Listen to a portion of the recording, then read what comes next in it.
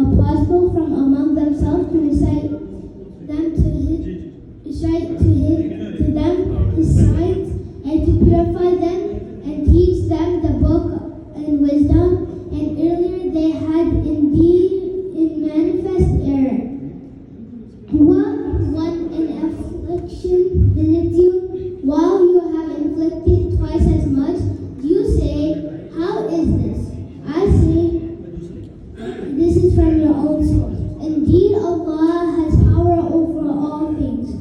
What befell you on the day when the two hosts met was by Allah's permission, so that He may ascertain the faithful and ascertain the hypocrites when they were told, come fight in the way of Allah or defend yourselves.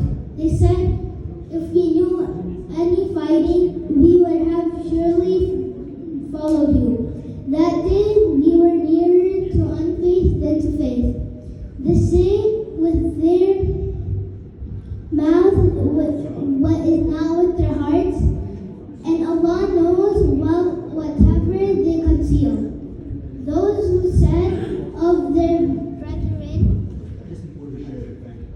while they themselves sat back, had they obeyed us, they would have not been killed.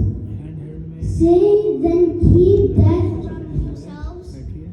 If you are truthful, do not suppose those who were slain in the way of Allah to be dead. No, they are living and provided for near their Lord, exulting and saying, keep your death off from yourselves. If you are truthful, do not suppose those who were